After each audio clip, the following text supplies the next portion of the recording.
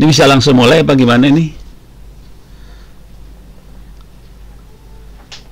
Dari Pak Ono. Jadi Pak Ono sekarang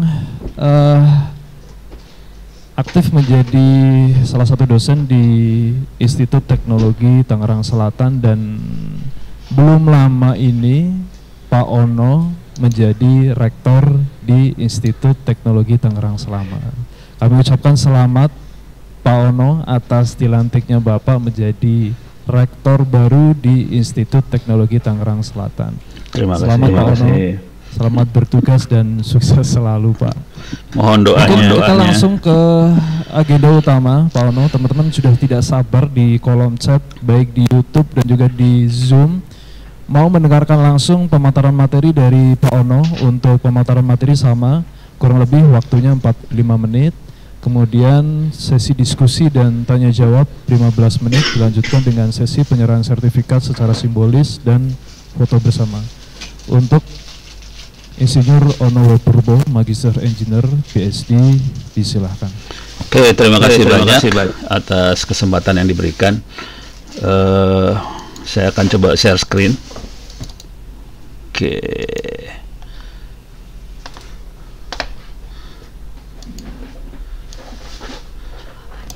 Share screen saya udah keluar ya.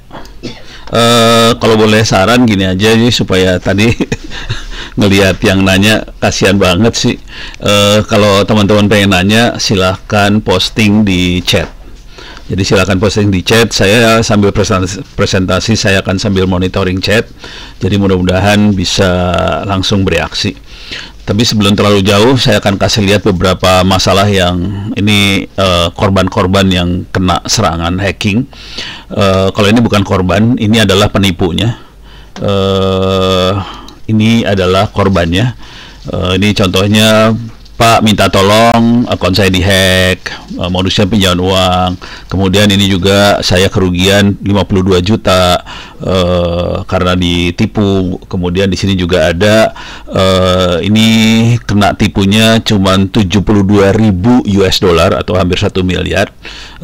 Ini orang Indonesia, posisi ada di Jepang, kemudian melakukan pembelian koin di Makau, kenanya 1 miliar. Pusing gimana cara dapat uang baliknya. Seperti itu juga banyak di, kalau kita lihat ke YouTube channel saya Ono Center, juga banyak penipuan di situ. Banyak yang minta tolong.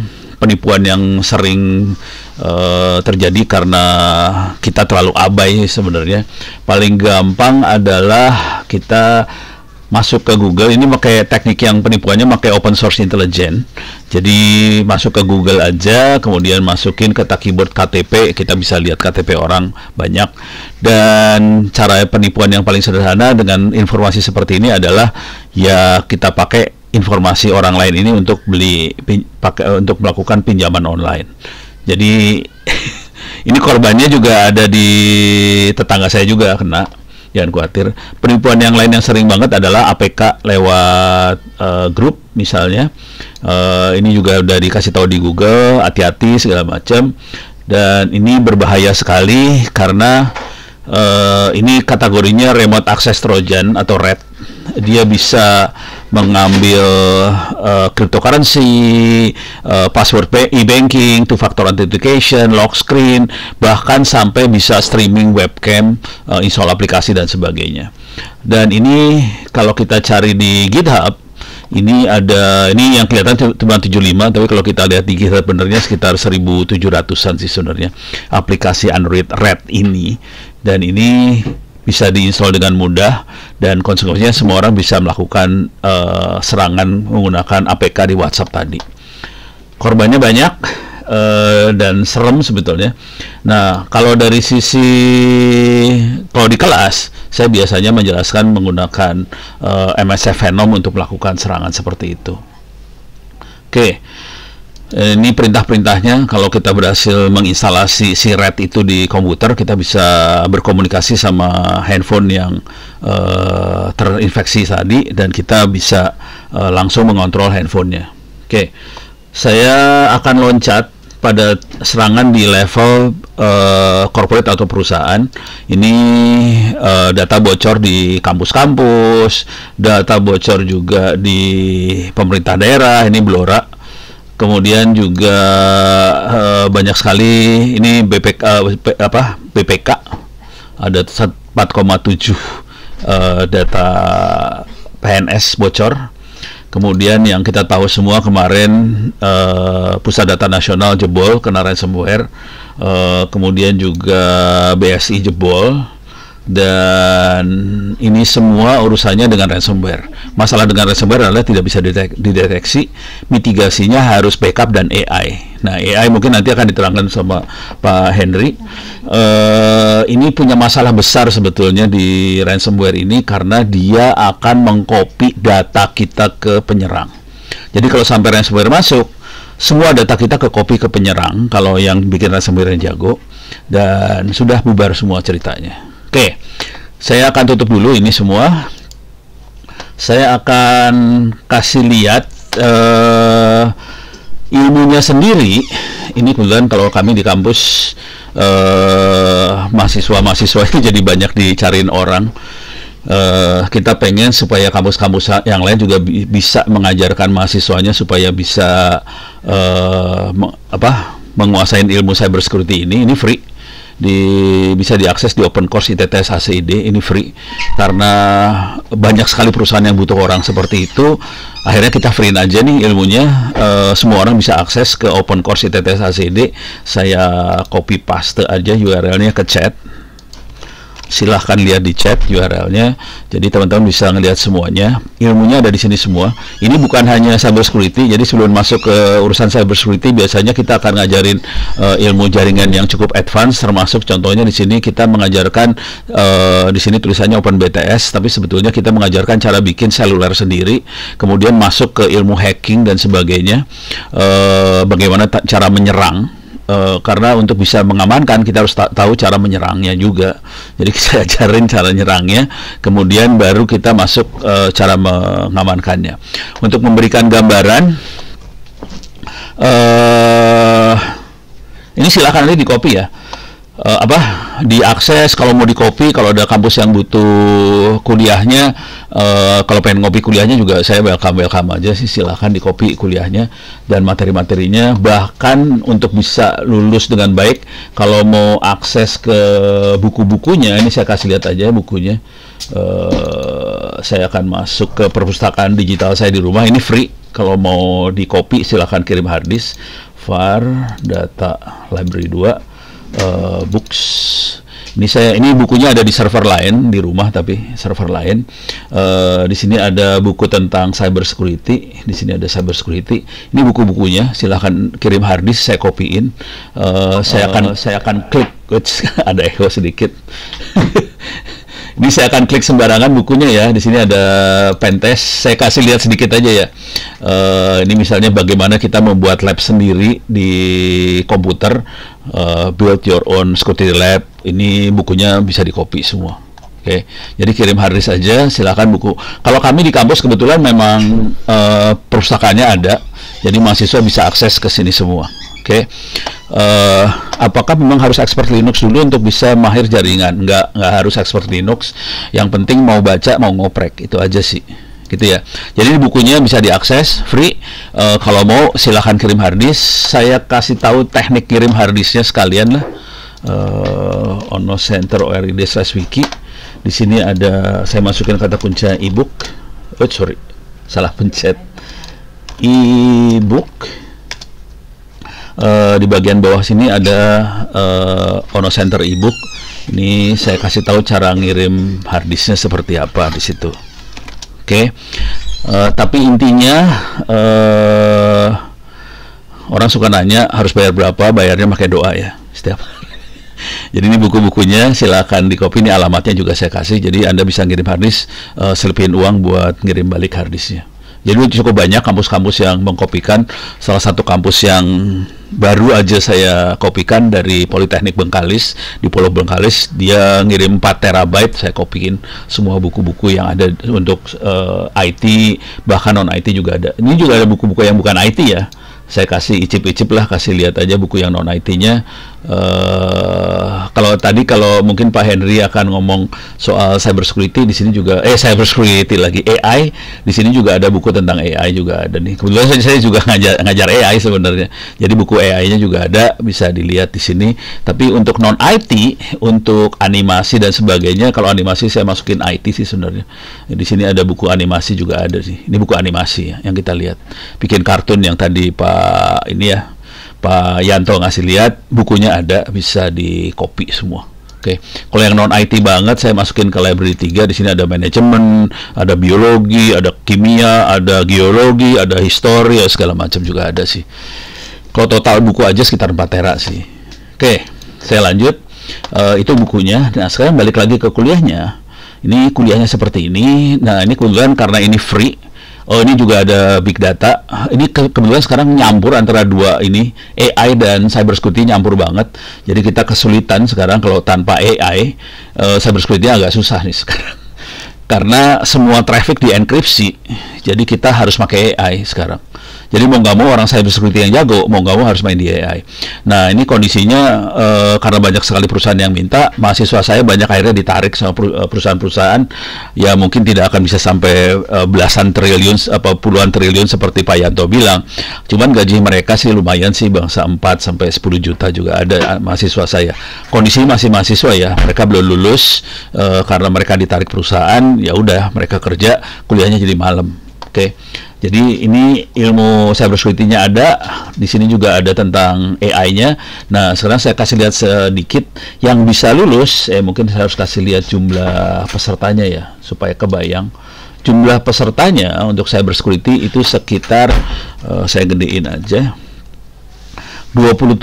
hampir 28.000 orang. Ini 27.555 orang pesertanya menit-menit ini. Jadi ini baru aja terakhir. Cuman yang bisa dapat sampai nilai 90 dan ini dapat sertifikat free cuma 40 orang.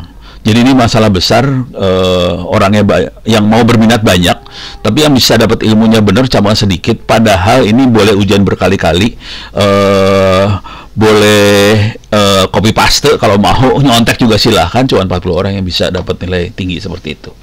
Jadi seperti itu kondisinya. Nah. Ini sedikit gambaran aja, saya kasih lihat aja. Ini beberapa tulisan yang kebetulan diminta yang ini kebetulan oleh Kementerian Komunikasi Informasi, sekarang jadi Komdigi. Ini nggak cyber security bener, tapi ini mereka ingin supaya ruang cyber kita kondusif. Kurangilah judi online, kurang pornografi, bagaimana strategi buat membuat ruang digital kita menjadi kondusif. Saya bikin tulisan berapa halaman sih, lupa nih, 48 halaman aja. Saya kasih URL-nya nih, sekarang saya bagikan URL-nya. Saya akan bahas sedikit aja. Oke, saya masukkan ke chat. Oke. Saya akan bahas sedikit aja bagaimana strateginya untuk membuat ruang ini kondusif. Tapi kalau dilihat, saya kasih lihat mind mappingnya aja biar gampang ya. Nah, kira-kira kalau ingin membuat ruang digital kondusif, tentunya kita perlu mengukur kondusif itu apa, terus masalah implementasi yang ada apa, dan kita perlu roadmap, langkah, tahapan. Tapi intinya ada 4 pilar di situ, ada 5 sih sebenarnya. Digital literasi, regulasi, konten positif, edukatif, kolaborasi, multi stakeholder, dan infrastruktur yang memadai. 5 ini harus kita jalankan. Di belakangnya kita harus ada talenta, AI, financial, dan sebagainya. Jadi ini harus bisa jalan semua. Nah, ini untuk membuat konten positif dan edukatif, pada akhirnya saya kepaksa membuat yang namanya internet offline, gitu ya. Kita membuat internet offline supaya sekolah-sekolah bisa punya perpustakaan digital, Wikipedia, tryout, kelas 1 sampai kelas 12 SD, SMP, SMA, free ini bisa dikerjakan di sekolah masing-masing tanpa ada internet sama sekali. Jadi kalau khusus buat internet offline, nanti kalau ketemu sekolah-sekolah yang berminat, silahkan, saya akan masuk ke wiki saya. Di sini saya masukin internet offline. Bentuknya harddisk. Tapi ada bukunya juga sih, kalau mau ngeliat ada di Andi Publisher. Saya sekalian masuk Andi Publisher ya, andipublisher.com. Nah, di sini ada harddisk yang siap pakai. Di sini kalau mau ngopi silahkan baca URL ini. Saya taruh di chat URL-nya. Jadi teman-teman bisa ngirim harddisk 500 GB, nanti kita isi udah lengkap, tinggal pakai aja, tinggal colokin ke komputer, langsung nyala, dia jadi server supaya kontennya lepas dari internet, nggak ada urusan lagi dengan judi online, tidak urusan lagi dengan pornografi dan sebagainya. Ada ensiklopedia, buku-buku buat sekolah itu udah lengkap ada di situ, tinggal dipakai. Termasuk buku-buku dari Diknas ya, sudah ada di situ, bisa dipakai. Jadi itu taktik yang buat ngatasin konten yang tidak terlalu baik. Nah, kalau cara bikinnya ada di sini, bisa masuk ke Andi Publisher di bagian bawah. Ini yang kedua sini. Masukin kata kuncinya Ono. Di sini ada buku tentang internet offline-nya. Nah, khusus balik lagi ke urusan cyber security, kita juga nulis buku tentang buku penanganan insiden cyber, ada di Andi juga. Ini sebetulnya akhirnya diminta oleh banyak temen, akhirnya saya bikin buku aja yang free, versi free-nya juga ada. Di open course juga bisa diakses free. Ini ada bukunya, saya bagikan. Ini CISRT, itu Cyber Security Incident Response Team yang kuat, institusi supaya aman. Ini panduan lengkapnya untuk manajemen insiden cyber, tapi kalau mau lebih lengkap lagi buku yang itu. Soalnya ini bukunya cuma sekitar 150-an halaman di sini. Ini 150 halaman tentang pemahaman, analisa situasi, perancangan manajemen insiden cyber, implementasi, pemantauan, evaluasi, dan dokumentasi, dan termasuk banyak banget sini. Saya kasih URL-nya aja. Resignnya ntar. Silakan tulis pertanyaannya di chat aja deh, biar saya bisa langsung bereaksi. Oke. Kalau resign urusan dengan moderator nih. Saya posting URL buat buku ininya, silakan diambil. Nanti ada CISRT kuat, institusi aman. Oke. Saya izin tanya mengenai cara kerja internet offline. Internet offline pada dasarnya sederhana banget. Semua buku-buku, e-book, PDF saya copyin ke harddisk. Cuman harddisknya nanti dibikin harddisk server. Tinggal dicolok bisa nyala tuh server. Ada web servernya, ada Wikipedia segala macam. Jadi kalau harddisk itu dicolok di komputer, dia langsung jadi server lokal. Sebetulnya itu server intranet gitu.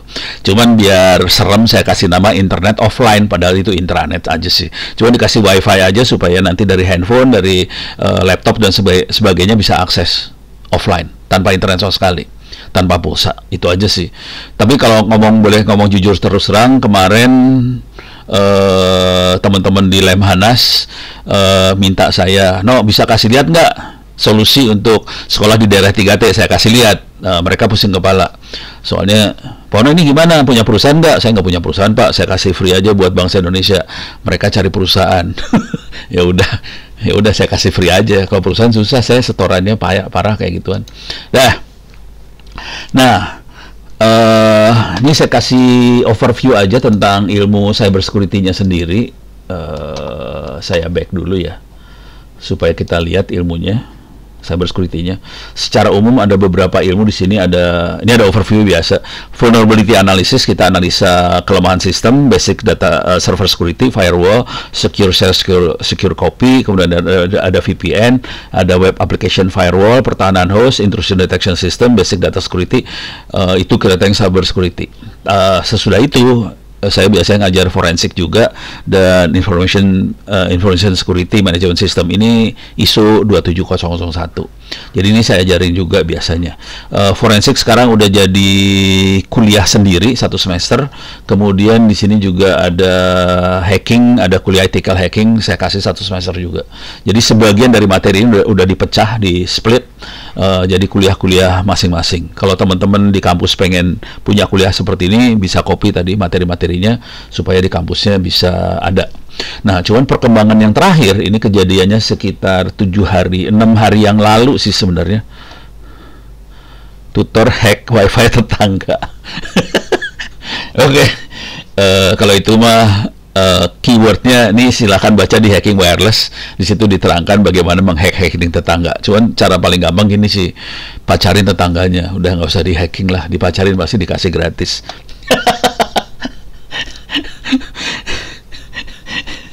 Nah, sekarang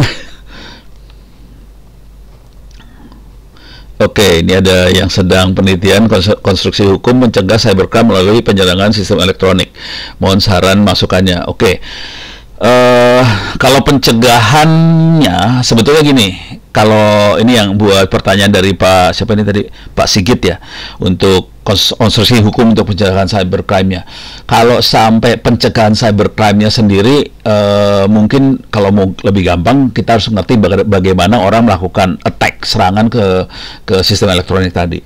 Dan itu sebetulnya ada hukumnya di Undang-Undang Informasi sama Transaksi Elektronik.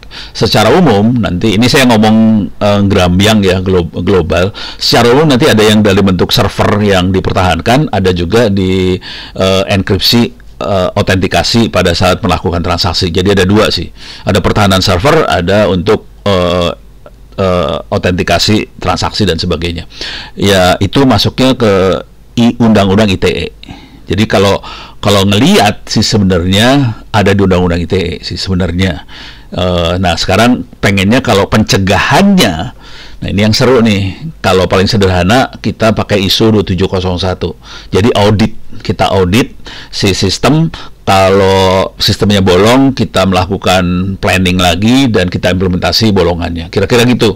Ini kalau dari sisi, saya bukan orang hukum soalnya, saya orang teknologi. Jadi kalau kita orang teknologi, caranya sederhana aja, audit, bolong, kita tambal atau kita benerin. Tapi sebenarnya paling bagus kalau kita bisa benerin dari awal dari semuanya. Jadi kita biasanya kata kunci yang dipakai adalah security by design. Nah, perkembangan hari yang lalu kita mulai masuk ke keamanan dari AI, bukan AI untuk cyber security, tapi bagaimana kita mengamankan si artificial intelligence sendiri. Jadi mulai masuk sini, ini yang yang lalu kebetulan di Badan Siber Sandi Negara BSSN mengadakan FGD, mereka minta masukan bagaimana tentang keamanan dari AI-nya sendiri. Wah, sudah dah saya bikin buku lagi. Ini sekitar 70 hampir 80-an halaman, 76 kalau nggak salah. Saya share aja linknya. Oke, silahkan di-download itu bukunya. Nah, tapi kira-kira ini kira-kira isu-isunya ada 70 sekian halaman, termasuk di bagian bawah nih lampiran-lampiran ini saya selipkan source code-nya juga sedikit lah untuk ngamanin ya. Ini bukan source code AI loh ini. Ini lebih mengamankan si data. Tapi isu besarnya kira-kira di sini. Kalau mau ngelihat yang namanya AI, tapi ini nanti barangkali Pak Henry akan menjelaskan lebih dalam. Ini kalau disederhanakan, AI itu adalah public stakeholder atau peralatan akan dimasukkan ke sensor, dikumpulin semua datanya, di-feed ke data scientist, kemudian dia melakukan forecasting, prediction, dimasukkan, dikirim ke direktur, presiden, menteri, CEO dan sebagainya untuk dijadikan customer journey, user experience dan sebagainya. Di manakah serangan AI itu terjadi? Saya akan langsung ke serangannya aja. Nih serangannya bisa, ujungnya adalah kerentanan model, akuntabilitas. Kalau di ChatGPT atau LLM, Large Language Model, salah satu yang bermasalah adalah halusinasi. Jadi ini masalah. Ini di output ya, di outputnya kira-kira beberapa. Tapi nanti kalau dibaca masih banyak sih. Ini saya ambil segelintir aja. Ini adalah masalah di outputnya. Kalau di datanya sendiri, biasanya kita punya masalah di bias data.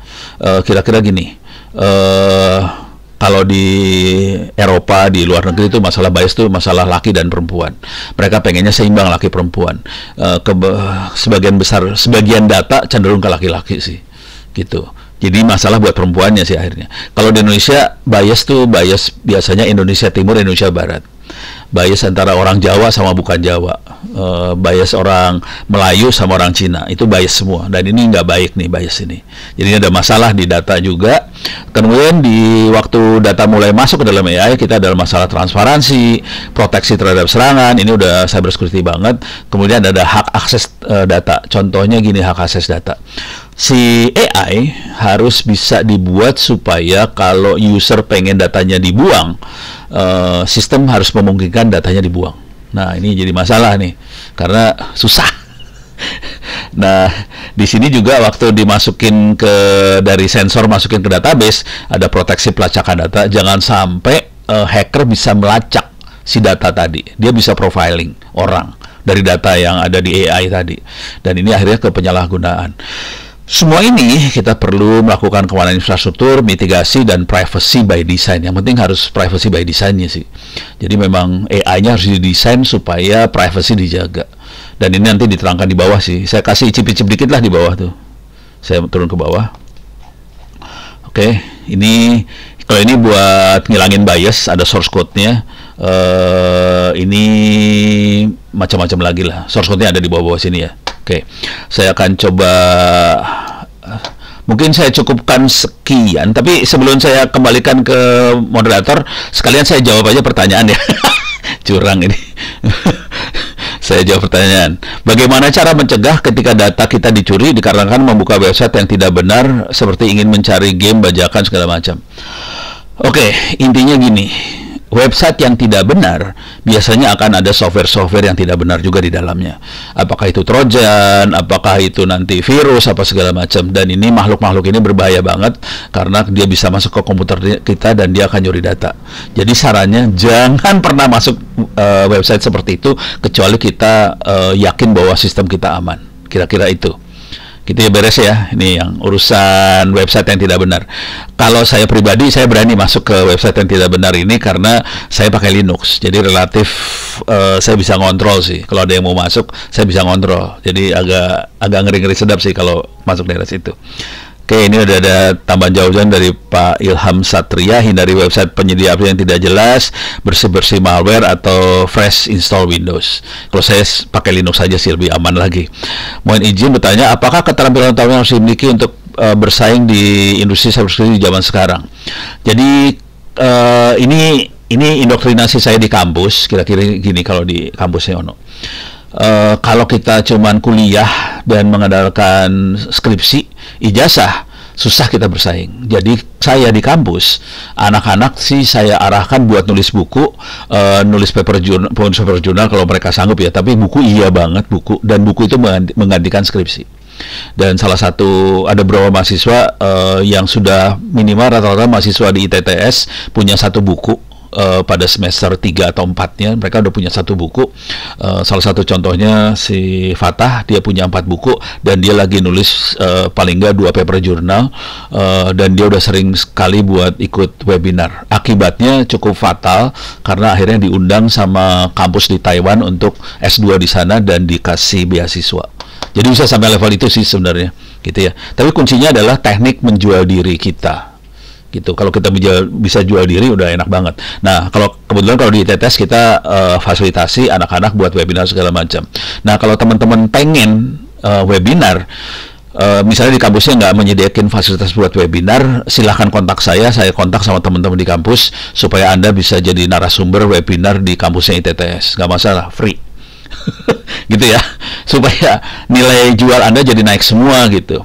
Oke, itu kira-kira buat teknik jual diri. Ini ada pertanyaan selanjutnya dari ini bapak atau ibu ya, Azah Aulia. Nggak tahu bapak ibunya. Di era cyber digital, keberadaan cybersecurity adalah hal yang krusial untuk perkembangan ekonomi di tengah perkembangan teknologi makin canggih. Akan tetapi masih rentan terjadinya resiko cybercrime. Lalu skill apa yang dibutuhkan untuk menjadikan pengamanan cyber? Apakah harus dengan cara mengontrol keamanan cyber berkembang? Nah, untuk pertanyaan yang dari Bapak atau Ibu Azah Aulia ini paling gampang saya akan masuk ke Open Course ITTS ACID. Ini free. Silakan masuk ke Open Course ITTS ACID. Di sini ada ini untuk registrasinya free, enroll ke kuliahnya juga free, semuanya free lah, nggak bayar. Nah, di sini ada yang namanya Internet Safety. Klik Internet Safety. Ini ilmu-ilmu yang kita kuasain buat orang biasa. Ini bukan buat admin ya. Jadi kita harus ngerti dasar keamanan informasi, perilaku aman di dunia online. Contoh perilaku aman di dunia online adalah tidak masuk ke situs yang ngaco-ngaco. Kita harus ngerti juga cyberbullying, kecanduan konten negatif, gimana cara mengatasinya, keamanan password, keamanan email, keamanan gadget, perangkat bergerak, media sosial, bagaimana mengamankan diri kita di media sosial. Inti sederhananya sih sederhana aja sih. Jangan kepo, udah itu aja sih. Kalau kepo, apa-apa diklik, apa-apa digerayangin, resikonya tinggi banget sih. Itu aja sih. Oke. Jadi kalau mau kepo ke hal-hal yang kita tahu, yang kita bisa kontrol, kira-kira kayak gitu. Oke, bagaimana cara mengetahui bahwa kamera kita disadap? Nah ini ada jawaban. Wah ini ada Mas Ilham nih, kayaknya cukup mumpuni nih ilmunya nih. Ini minta tolong nih Mas Ilham kalau bisa dibantu. Bener banget, kalau di Windows bisa cek Task Manager, cara proses menangkap kamera. Kalau di Android kadang-kadang kita nggak bisa ngelihat Task Managernya kecuali kalau kita bisa masuk ke shell-nya Android. Jadi biasanya untuk tahu bahwa kamera kita disadap, biasanya gini. Ini hati-hati ya, kalau sampai kamera disadap, kondisi layar hitam loh, gelap loh. Terus kameranya, videonya bisa ditarik sama hackernya. Nah, konsekuensinya pada saat si hacker narik, berarti ada traffic data dari handphone kita keluar dong. Jadi datanya kelap-kelip tuh. Nah, itu mulai tanda-tanda. Yang lebih seru lagi adalah biasanya baterainya langsung lebih cepat boros, lebih cepat habis tuh. Karena handphone kita beraktivitas walaupun kondisi layarnya hitam, kayak standby. Jadi untuk tahu kira-kira kayak gitu sih. Jadi ada aktivitas yang tidak kita lakukan, tapi si handphonenya melakukan. Karena itu dilakukan oleh hacker, kira-kira kayak gitu ya. Itu buat Mas Galih Restu Raihaki. Nah ini ada tambahan LED indikator kamera nyala di komputer, di HP-HP baru indikator kanan. Nah ini keren-keren. Oke, ini udah. Bagaimana mencegah setelah datang di ini mencari game? Oh ini udah ya tadi ya. Ini kok kayak ngulang-ngulang gitu apa ininya layarnya? Ini dari Pak Sembagi Cundani. Izin bertanya, dalam konteks keamanan cyber yang terus berkembang, bagaimana seharusnya pendidikan tentang cyber security disesuaikan agar dapat membekali generasi muda yang menghadapi tantangan ini? Apakah teknologi seperti blockchain bisa jadi bagian untuk solusi keamanan? Oke, yang urusan generasi muda ya, intinya gini sih, kalau anak-anak itu kurang sibuk, nggak ada kesibukan, pasti mereka akan gerambiang bergerak kemana-mana, dan itu punya potensi untuk jadinya di hack atau diserangnya dari situ. Nah makanya akhirnya salah satu solusi yang kita pakai adalah kita menyebarkan internet offline. Internet offline itu ditaruh di server lokal di sekolah, terus ininya diputus semua. Sambungan internetnya diputus sih, sebenarnya nggak butuh internet juga. Dan ini yang dilakukan kemarin di Sumatera Barat, SMK Negeri 1 Solok Selatan, mereka pasang seperti itu. Jadi ada beberapa SMK di Sumatera Barat, kebetulan istri dari sebelah sana, mereka mulai pasang seperti itu, dan guru-guru sangat suka sekali karena nggak usah, internetnya bisa diputus dan anak-anak pakai wifi lokal ke sekolahnya. Jadi nggak usah pusing urusan security-nya akhirnya mereka sibuk dengan hal-hal yang positif banget, kira-kira kayak gitu. Nah, tapi kalau kita tetap internet tetap ada, kita perlu arahkan supaya mereka mengambil hal yang sangat positif dari internetnya, kira-kira itu. Nah, ini saya lagi jalan terus, layarnya bingung. Kira-kira itu ya untuk membekalinya generasi muda. Jadi kita arahkan supaya mereka sibuk dengan hal-hal yang positif, kira-kira seperti itu. Syukur-syukur disibukkan sebagai produsen pengetahuan atau produsen konten sih. Kalau kita konsumen keluar duit, kalau kita jadi produsen dapat duit, seperti yang tadi dikasih lihat sama Pak Yanto sih, kira-kira gitu. Apakah teknologi blockchain jadi bagian untuk solusi keamanan? Blockchain itu lebih mengamankan transaksi sih. Jadi ya itu solusi keamanan, tapi keamanannya transaksi, kira-kira kayak gitu kalau blockchain ya. Oke, jadi kalau keamanan perorangannya agak berabe juga, kita perlu cari solusi yang lain sih, kira-kira kayak gitu. Oke, izin Prof, bagaimana ada roadmap untuk cyber security? Wah, ini kalau roadmap caranya, kalau roadmap kita bisa ngeliatnya di sertifikasi sih kalau mau ngeliat. Oke, saya masuk ke ini aja ya. Coba saya taruh di mana gambarnya? Ada sertifikasinya, ntar ini dia. Kalau nggak saya klik ini aja. Paling gampang lihat roadmapnya di sertifikatnya. Ini bisa dilihat sertifikatnya. Ada di network security, ada untuk account management segala macam, ada security arsitektur, ada asset security, ada security risk management. Ini alamat URL-nya saya copy aja. Copy, saya masukin ke sini, paste. Oke, nah ini ada security assessment testing, software security, security operation. Ini ininya security-nya banyak banget. Tapi kalau kita ngelihat ada beberapa sertifikasi yang lebar, dia beberapa ini. Coba seperti ini adalah CISS, ini yang lebar ya, CISSP, ada beberapa yang lebar, dia beberapa mengcover beberapa bidang ilmu sekalian.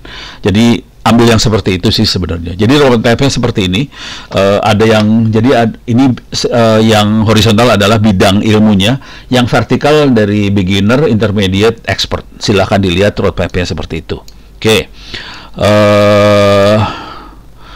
Izin tanya kenapa orang ada izin tanya kenapa orang yang main judo rawan ke hack e-walletnya atau menggunakan metode pembayaran lainnya. Jadi uangnya kesedot terus tanpa kita yang melakukannya. Yang namanya judi online itu sesuatu yang yang jelek sebetulnya. Jadi gini cara berpikirnya. Orang-orang jahat, software-software jahat akan berkumpul di aplikasi yang jahat. Semua yang jahat akan mengumpul di jahat. Kalau kita main judi online, konsekuensinya kita akan masuk ke situs yang jahat, aplikasi yang jahat, dan kemungkinan dia akan menginjek trojan yang jahat tadi. Trojan jahat itu jahat, benar-benar jahat, dan dia bisa ngerjain macam-macam, termasuk nyedot wallet, ngambil uang. Sebenarnya tanpa itu juga ada yang bisa disedot juga sih walletnya. Jadi intinya gitulah, jangan. Kalau bisa kita siratal mustaqim aja, lurus-lurus aja. Pada saat kita lurus, kita tidak melakukan hal-hal yang jelek, ya aman semuanya sih. Intinya itu aja sih. Cara proteksinya gampang sih. Kerjakan lurus, pasti lurus. Nah ini kayaknya dari Mbak ya, Handayani. Jika akun kita diretas, yang menghasilkan email data pribadi kita diambil alih digunakan untuk aktivitas yang digital negatif. Apa yang pertama dan yang efektif kita lakukan? Bagaimana penerapan keamanan cyber mengganti password? Soalnya di dunia digital cybercrime makin canggih. Jadi gini. Kalau bisa jangan sampai keambil, itu pertama. Jadi kita harus menerapkan security kita. Jadi yang sederhana tuh yang saya terangin tadi di Internet Safety ya. Jadi silakan masuk ke kuliahnya Open Course Internet Safety, di situ ada. Nah, kalau sampai keambil, mudah-mudahan ada backup semuanya. Kalau saya pribadi, tekniknya gini, saya tidak akan pernah naruh informasi-informasi yang berbahaya, yang kritikal, yang nomor account, apa segala macam, saya tidak akan taruh di email yang publik tadi. Maupun di Google Docs segala macam, nggak ada yang berbahaya banget. Jadi semuanya harus ada di tempat kita langsung. Itu hanya bisa kalau hackernya bisa masuk. Nah, cuman kalau kita sampai naro dan akhirnya akunnya bocor, jebol dan sebagainya, tekniknya apa yang bisa kita lakukan? Kalau kita lapor polisi, jujur percuma aja, karena polisi nggak akan sanggup menangani hal seperti itu. Jadi yang perlu kita lakukan adalah ini mau nggak mau minta maaf. Kalaupun kita minta tolong sama, ini banyak sekali yang ngomong kayak gini ke saya, banyak sih sebenarnya. Jadi biasanya, Pak bisa nggak akun saya dibalikin? Susah. Kecuali Anda bisa berargumentasi dengan adminnya Google misalnya. Google ini punya saya banget loh, tolong dikembaliin. Nah, ini pertanyaan dari Google simpel aja. Bagaimana saya yakin bahwa itu punya kamu? Nah, pusing kepala kan? Jadi caranya mendingan kita minta akun itu di-delete sih. Jadi mau nggak mau di-delete sih akhirnya. Minta maaf, pusing. Jadi kalau bisa jangan sampai terjadi. Kalau udah terjadi pusing kepala sih soalnya. Oke. Saya loncat lagi. Ini ada Kalivia Wananda. Saya Kalivia izin bertanya, apakah dengan aplikasi antivirus di laptop dapat terlindungi 100%? Nggak bisa. Ini minta maaf aja. Virus sekarang parah banget karena mereka dienkripsi. Kayak tadi ya, ada ransomware yang ngejebolin pusat data nasional, itu dienkripsi, dan itu sulit sekali antivirus buat deteksi, kecuali antivirusnya menjalankan AI. Jadi cara deteksinya udah pakai AI sih. Kalau nggak ada AI-nya nggak bisa deteksi gitu. Jadi kalau ditanya apakah 100% aman? Nggak, susah banget. Kecuali virus yang konvensional bisa. Tapi kalau udah virus-virus yang canggih-canggih, emang gimana cara sadap kamera? Apakah harus kontak fisik pada kamera yang mau disadap? Nggak harus di kontak fisik. Kita biasanya, ini ada pertanyaan dari Mbak Nabila nih kayaknya, bagaimana cara sadap kamera? Apakah harus melalui kontak fisik pada kamera yang harus disadap? Kamera HP? Nggak perlu kontak fisik, kita bisa lemparin trojan sih. Saya kasih lihat lah cara bikin trojannya lah, biar pada percaya dikit lah. Ini bagian dari kuliah. Kita bisa masuk ke MSF. Metasploitable Project, kita bisa masuk ke tag Android. Di sini ada caranya buat bisa nyerang ke aplikasi. Ini caranya adalah kita pakai MSF Venom buat masukin Trojan ke sebuah APK, kita nyebarin APK-nya. Bisa lewat grup, lewat pribadi juga bisa. Kita bisa nipu caranya misalnya gini, Mbak, ini ada urgent dari mana gitu, tolong diklik kira-kira. Jadi urgentnya apalah, harus dibikin skenario ya. Nah, kalau ini sampai diklik, si hacker akan menjalankan di Kali Linuxnya, bisa jalankan perintah seperti ini lewat MSF console, dia kerjalankan. Udah gitu ya udah, dia bisa ngirim perintah ke handphonenya. Salah satu perintahnya adalah webcam list ini, kita bisa snap salah satu. Webcam ada dua kan, 1 sama 2, depan sama belakang. Kita snap salah satu, gitu, udah gitu kita stream, udah itu kekirim semua kameranya, gitu ya. Laptop apa yang paling bagus menarik buat saya? Yang paling bagus adalah laptop yang Casio sih. Itu disingkat kasih orang. Nah, itu menarik banget soalnya saya nggak usah keluar duit sih. Buat saya sama aja sih, laptop sama aja. Yang penting kita harus ngerti cara kerjanya supaya aman sih dan sesuai dengan kebutuhan kita. Sorry, yang itu bercanda tadi. Dari Andrian. Akhir-akhir ini ramai sekali diperbincangkan tentang spam balik dengan telepon atau pesan. Nah, ternyata spam tersebut dari penawaran pay later atau judul. Bagaimana mereka dapat nomor kita dan caranya agar kita tidak diteror seperti itu. Dapat nomor kita mah gampang banget, Mas. Nomor saya juga udah kemana-mana sih sebenarnya. Jadi paling gampang sih kalau ya mereka bayar sih, jujur. Seringkali mereka bayar ke pengepul nomor. Ada pengepul nomor, bisa karena mereka nyebarin kartu kredit lah, karena nawarin apalah, bisa lewat lapak-lapak di online lah. Kan kita juga bisa juga dari, kalau kita monitoring di ini ya, kurir kan selalu ada nomor teleponnya ya, itu bisa dikumpulin semua sih. Kalau ada yang cukup rajin buat ngumpulin nomor telepon, dapat nomor telepon itu sih, dan itu bisa dipakai judi online, pay later dan sebagainya, kira-kira gitu. Waduh, pertanyaan banyak banget ya. Oke, kayaknya udah mau jam 11. Ini pertanyaan masih banyak, saya kembalikan aja ke moderator. Silakan moderator, dilanjut lah. Saya tutup dulu, saya sekian, mudah-mudahan bisa bermanfaat. Billahi taufik wal hidayah. Assalamualaikum warahmatullahi wabarakatuh. Ya, ini pertanyaan masih banyak nih. Kayak nggak bisa matiin screen sharing ya.